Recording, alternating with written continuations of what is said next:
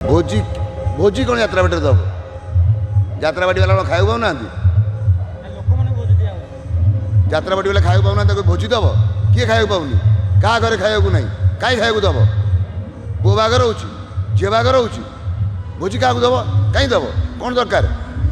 केवल निजर परिचय सृष्टि करने प्रथम कथा है नाटकर अर्थ ही अलग नाटक माने नुहे जे राति जाक अनिद्रा हो आसी किसी होहल्ला करदे देखीदे पड़े चेयर फोड़दे बोतल फोड़दे या नाटक कहतुनि मु माने या नाटक बोली नाटक अर्थ हूँ जो कहानी दमदार थी संलापर अर्थ थी माने थी आउ कलाकार मान अभिनय थी प्रकृत अभिनय अभिनय माने नुहे जे गोटे कौन गोटे अधिका करदे ना जोटा कम हुए ताको अभिनय कहुए जोटा अधिका हुए ताको अभिनय कहुए नहीं तेणु मु ओवरऑल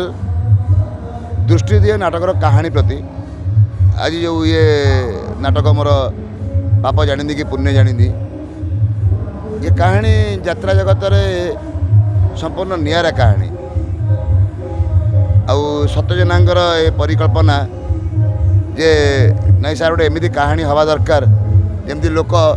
कहे ना अन्य को पार्टी एमती आम नाटक आम देखिनु तेणु मुझे गोटे कहानी तैयारी करिछि आ ये कहानी प्राय आपण अन्य को पार्टी पाइबेनी तेणु थरे देखंतु ये कहानी को तापर जानी परिबे ये कहीं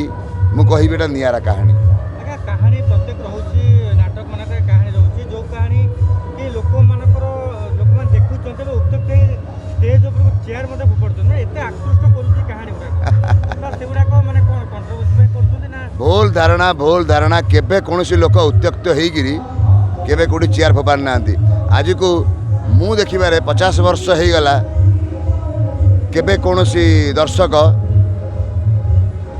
चेयर पकई नांती टेका मारी नांती किछि करि नांती से तो कलाकार नथिले ना कहानी नथिला वर्तमान ये सब प्रायोजित करा जाउछि लोक ठीक करा जाउछि जे एमती कले आम नाटक हिट हम कहीं कहानीकार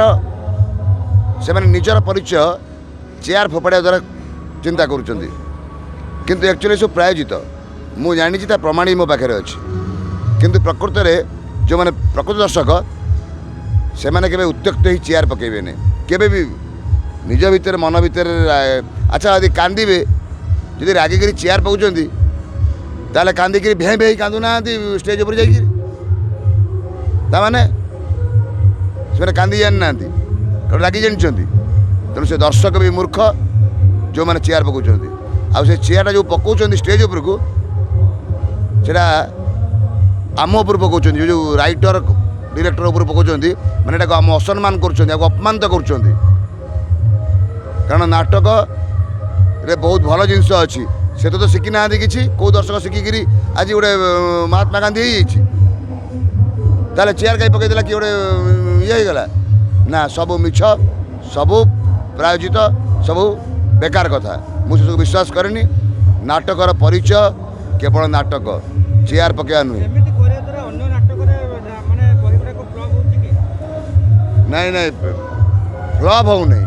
कौन कौन नाटक फ्लॉप करने कौन दर्शकर अधिकार नहीं किंतु ये सब कम करी ये निजर परिचय सृष्टि करने चाहते कारण या निज परिचय किसी ना तेणु एमती करदे गोटे आमर परिचय या आमको लोक चिन्ह जी तेणु लोक चिन्ह ना कि लोक जहाँ चिन्हती चिन्हती कारण सूर्य जो उदय हम से किरण आसो आ सूर्य को कहीं उदय है टेका फोड़ सूर्य को एटा सब बेकार कथा मु विश्वास करेनी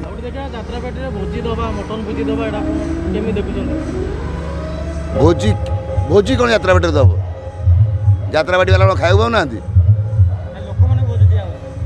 यात्रा बाटी वाला खाया पाऊना भोजी दब किए खाया पाऊनी क्या घरे खाया ना कहीं खाया दब पुओ बागर हो झी बागर हो